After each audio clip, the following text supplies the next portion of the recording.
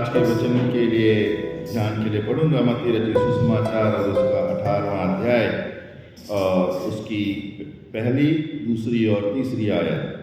मत्ती रचित सुसमाचार उसका 18वां अध्याय, उसकी पहली, दूसरी और तीसरी आयत। और परमेश्वर के वचन में लिखा है, उस घड़ी चेले यीशु के पास आकर पूछने लगे, स्वर्ग के राज्य में बड़ा कौन है?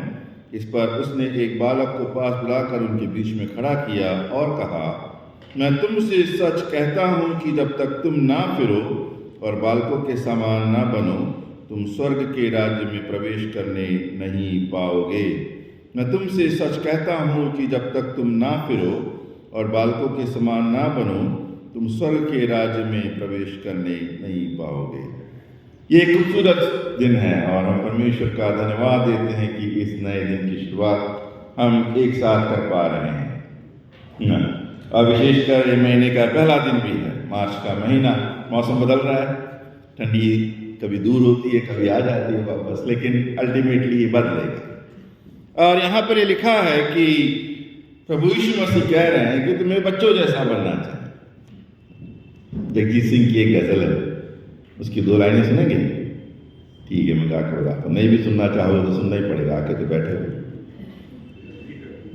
ये दौलत भी ले लो, ये शोहरत भी ले लो, भले छीन लो मुझसे मेरी जवानी, मगर मुझको लौटा बचपन का सावन, वो कागज की कश्ती, वो बारिश का पानी, वो कागज की कश्ती, वो बारिश का पानी, वो कागज की कश्ती, वो बारिश का पानी। क्या कहा यही ना कि चाहे मेरी दौलत ले लो, चाहे मेरे पैसे ले लो, जो जो मैंने कमाया है वो सब ले लो। लेने के बाद एक काम करो, बस मुझे वापस लौटा दो। वो जो आंगन है जो पानी से भरा हो बरसात के, और मैं फिर अपनी नाव चलाता है। कभी ऐसा लगता है कि बच्चे बन जाए तो अच्छा रहता है? हम सबको लगता है। जब मुश्किल बहुत होती है, परेशानी से होकर जाते तो ऐसा लगता है कि कहाँ फंस गए। अभी भी वही 2-3 साल के रहते तो कितने अच्छे रहते, ना कोई चिंता होती, ना किसी बात की रिस्पॉन्सिबिलिटी होती, जिंदगी आराम से चलती। और यहाँ पर भी प्रभु यीशु मसीह यही कह रहे हैं कि जाओ जाके बच्चे जैसे बन जाओ। तो इसका मतलब क्या है? तो वो भी यही चाहते हैं कि क्या बोलते, कोई रिस्पॉन्सिबिलिटी नहीं लो, बस ऐसे ही घूमते रहो, आराम से खेलते फिरते।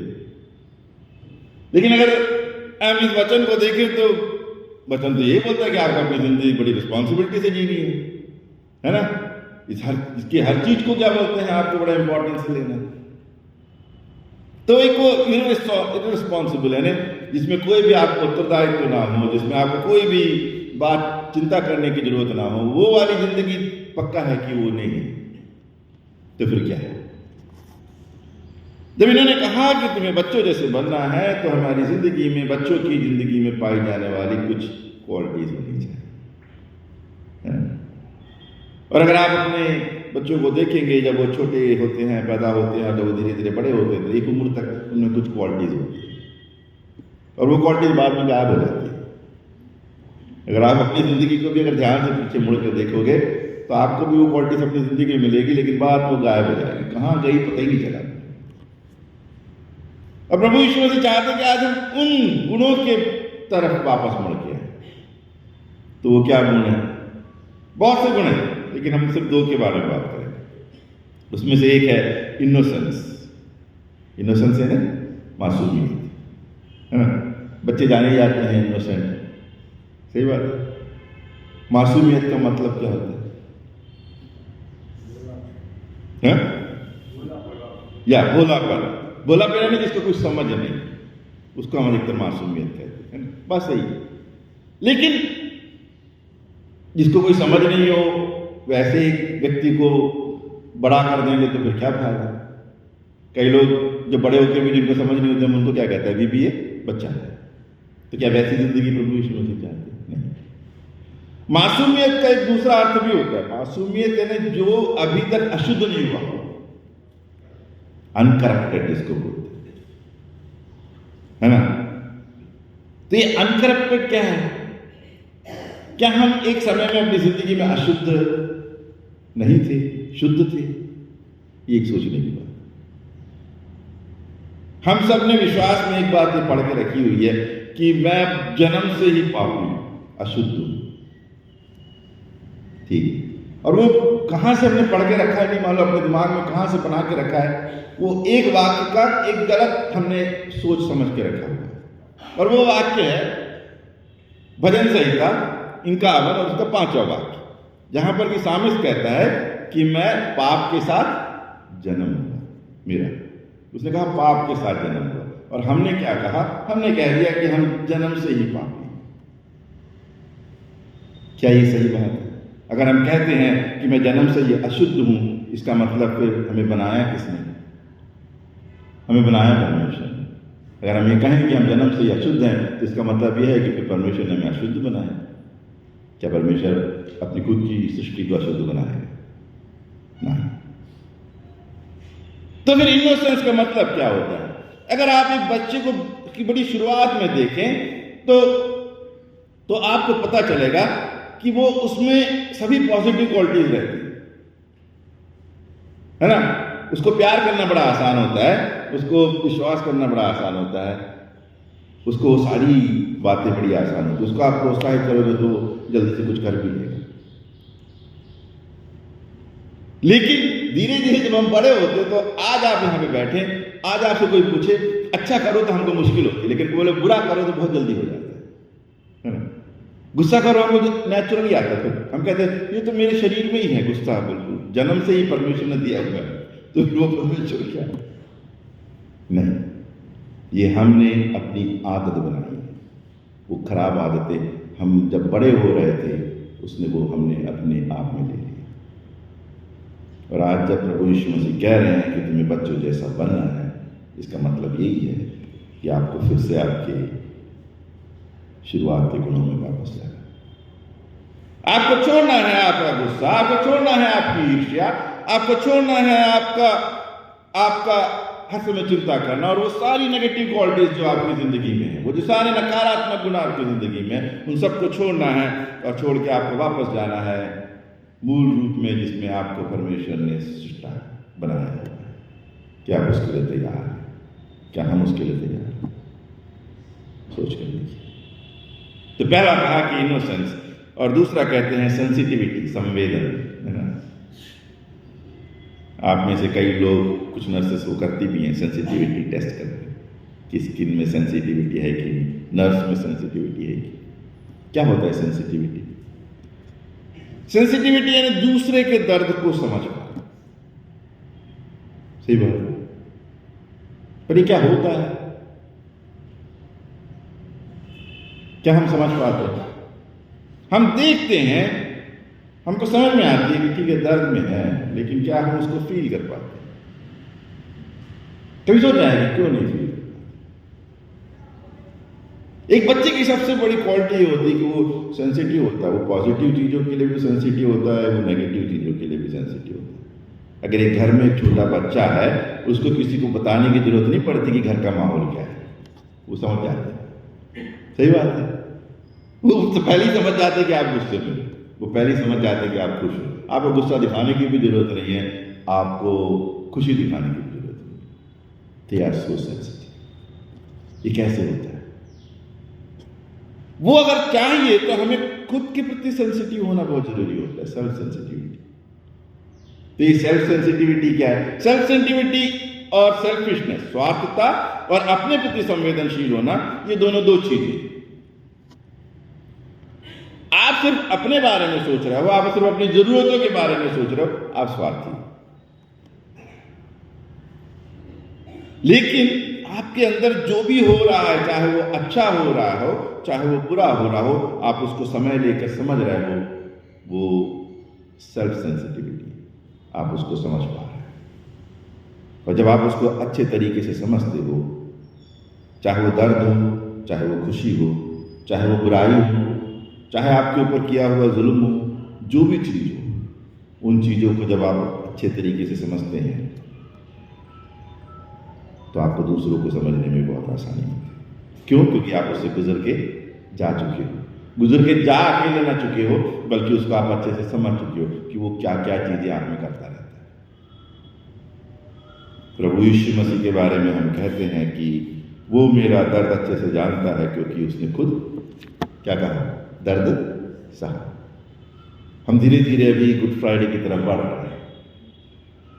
अगर आप वो क्रूज के ऊपर समय की जो सारी चीजें देखें तो समय लेकर उन्होंने पूरा अपने आप को समझा कि ये दर्द मुझे किस तरीके से इफेक्ट कर रहा है। उनकी वाणियां वही हैं, सही बात है। उनके शरीर में क्या हो रहा है? प्यास लग रही है, दर्द हो रहा है। फिर वो अपने माँ के बारे में भी सोच रहे हैं, शिष्यों के बारे में भी सोच रहे हैं। इस एक घटना के कारण उनकी जिंदगी में क्या क्या हो रहा है वो सब कुछ समझने की कोशिश की। वो समझ पाए, इस कारण वो आज हमारा दर्द भी समझते हैं। हमें इसीलिए बुलाया गया। क्या हम इसके लिए तैयार हैं? सोच के लिए मैं एक छोटी सी घटना बताकर आपको खत्म करूंगा। मेरी एक छोटी बहन भी है, 1 साल छोटी है। जब हम दोनों छोटे थे तो बहुत बदमाश थे। वो मेरे बारे में कहती कि मैं अभी भी बदमाशी में कम नहीं हूं। तो हम लोग स्कूल जाने का एक हमारा रूटीन हुआ करता था। रूटीन ये होता था कि तैयार होकर आते थे तो पापा हमको हमारे लिए प्रेयर करते थे। वो प्रेयर की एक रूटीन होती थी। पापा आंख बंद करेंगे, हमारी आंख खुलेगी, और उनकी आंख जैसी खुलेगी वैसे हमारी आंख बंद हो जाएगी। तो ये था रूटीन। और जब वो प्रेयर चलती रहती थी तो हम देखते रहते थे वहां पे हो क्या है। तो हमारे घर में एक वो यीशु मसीह का एक बड़ा सा एक फोटो था पुराना। तो एक दिन जब प्रेयर चल रही है, हम आंखें खोल के देख रहे हैं नजारे आजू बाजू के, तो देखा तो चिड़िया वहां से उड़ के आई और वो उसके पीछे जा रही है, और साथ में वो वहां से बाहर से तिनके विनके भी लेके आ रही। गुस्सा है, हमारे घर में कचरा फैलाने वाली ये कौन होती है। तो जैसी प्रेयर खत्म हुई वैसे ही क्या बोलते मेरी बहन ने एक स्टूल खींचा, उसके ऊपर चढ़ी, बोली देखो यहाँ पे कचरा डाल रही है, इसको निकालो, पकालो बाहर करो। तो अप्पा ने रोका, बोले कि रहने दे, वो एक घोंसला बना रही है। घोंसला बना रही है तो हमको खुशी हुई। फिर बोले घोंसला बनाएगी तो करेगी क्या? बोले वहां रहेगी। फिर और क्या होगा? तो बोले उसमें अंडे डालेगी। अंडे डाले तो हमको खुशी हुई, तो ठीक है ऑमलेट बनाएंगे नए नए ताजे अंडों से। तो हमारे कुछ नहीं करना, छूना तक नहीं, बस देखते रह सकते। तो सही में यही हुआ। कुछ दिनों में उसने वहां पर अंडे डाले। उसके बाद उसमें से 2 चूजे भी निकले। हम लोगों को बड़ी खुशी हुई। ये चूजे हमारी जिंदगी का हिस्सा बन गए। रोज स्कूल जाने के पहले देखते थे, आने के बाद वापस फिर भी देखते थे। एक दिन देखा तो ये चूजे कैसे मुंह खोले हुए। तो फिर पूछा क्या हुआ? तो बोले भूख लगी है। तो मेरी बहन गई, उसने इतना बड़ा सा क्या बोलते ब्रेड का टुकड़ा ला के उसके मुंह में ठूसने की कोशिश की। फिर पापा ने रोके कि रहने दे भाई, उसकी माँ खिला देगी। लेकिन ये चूजे हमारी जिंदगी का हिस्सा बन गए। एक दिन जब स्कूल से वापस आए और फिर से चढ़ के देखा तो वहां पर एक ही था, एक गायब था। तो वो कहाँ गया? शायद नीचे उतर गया होगा। वहां नीचे सब ढूंढा तो एक टेबल के नीचे पड़ा हुआ था, मरा हुआ। कैसे गिर गया? जब उसको देखे तो एकदम से रोना आया। हम दोनों ने उस रात पूरी रोई। दूसरे दिन सुबह तक हम रोते। क्यों? क्योंकि हम उसके दर्द को समझ रहे थे। लेकिन आज अगर रोड में एक एक्सीडेंट भी होता है, मैं वहां से जा रहा हूं तो गाड़ी धीमे करके अगर समय हो तो पूछ लेते हैं क्या हुआ करके, नहीं तो वो भी नहीं। हम कितने बदल गए। क्या हमें वापस जाने की जरूरत है? हम अपने सिर को दिखाएं। एक क्षण के लिए हम अपने आप को परमेश्वर में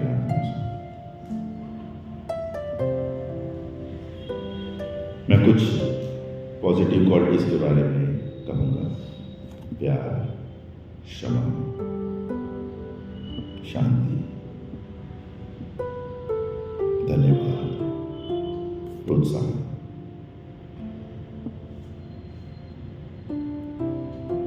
विनम्रता,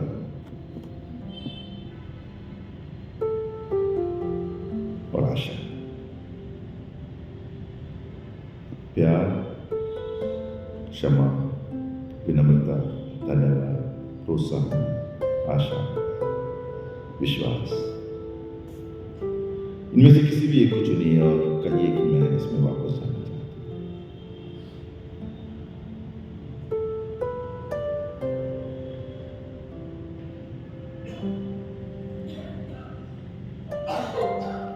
दूसरी चीज, अपनी जिंदगी से जुड़े हुए किसी भी एक ऐसे व्यक्ति के बारे में सोचिए जो बहुत दर्द से, परेशानी से होकर गुजर रहा है, और आज उनके लिए सच्चे मन से प्रार्थना कीजिए।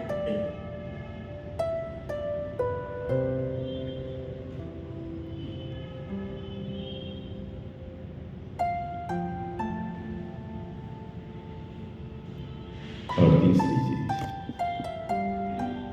इस महीने में आपकी जरूरतें होंगी, पक्का है। आपकी जिंदगी से जुड़ी हुई प्रार्थनाएं भी होंगी, आपके परिवार से जुड़ी हुई प्रार्थनाएं भी होंगी।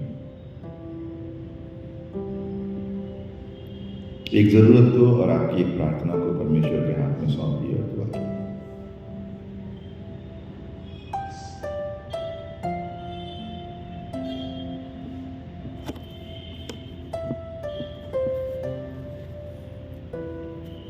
प्यार के साथ जाइए, हर समय प्यार में बने रहिए। प्रभु यीशु मसीह की राह में उसका हाथ पकड़कर उसके साथ चलिए और सबके लिए एक बड़ी आशीष का कारण बनिए। खुदा बाप का प्यार, प्रभु यीशु मसीह की कृपा और पवित्र आत्मा की संगति प्रिय आप सबके साथ, विशेषकर मार्च के इस महीने में आपकी जरूरतों के साथ आज और हमेशा बनी।